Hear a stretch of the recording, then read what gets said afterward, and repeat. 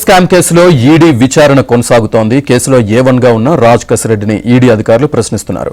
Kasireddy statement ను record చేస్తున్నారు.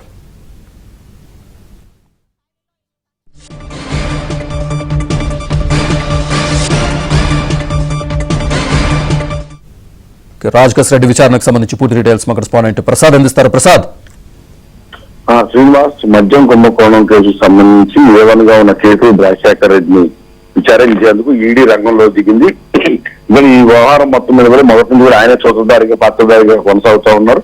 ఆయన చుట్టూనే అందరూ కూడా ఇప్పుడు ఎవరైతే ఇందులో ముద్దాలుగా ఉన్నారో వారందరూ కూడా కేసీఆర్ రాజశేఖర రెడ్డి ఏదో సందర్భంలో కలిసి ఈ డీలింగ్ సంబంధించి మాట్లాడడం వల్ల అదేవిధంగా ఈ దాదాపు 3,200 కోట్ల రూపాయలు అవినీతి చేసినటువంటి నిర్ధారించిన నేపథ్యంలో ఆ సొమ్ముకు సంబంధించి కూడా మొత్తం ఈయన చుట్టూనే వ్యవహారం నచ్చింది. ఈయన ద్వారానే పలు చేతులు మారి తాడేపల్లి అరెస్ట్ చేయనట్టు కూడా సిట్టాధికారులు చెప్తా ఉన్నారు. ఈ పరిణామాల నేపథ్యంలో ఆ క్విక్ కూడా జరిగిందని ఉద్దేశపూర్వకంగా విదేశాలకు డబ్బు పంపించి మళ్ళీ దాన్ని బయటగా మార్చేందుకు కూడా కొంతవరకు ప్రయత్నాలు చేసినట్టు కూడా సిట్టాధికారులు స్పష్టంగా ఆధారాలు సేకరించారు. ఇవన్నీ కూడా వివరాలు తెలుసుకున్న ఈడీ అధికారులు ఇటీవల ఏసీబీ కోర్టులో కేసీఆర్ రాజశేఖర రెడ్డిని నుంచి స్టేట్మెంట్ తీసుకునేందుకు అనుమతి ఇవ్వాలంటూ కూడా పిటిషన్ దాఖలు చేశారు. దీనిపై విచారణ చేసిన ఏసీబీ కోర్టు ఆ స్టేట్మెంట్ తీసుకునేందుకు అనుమతిచ్చింది.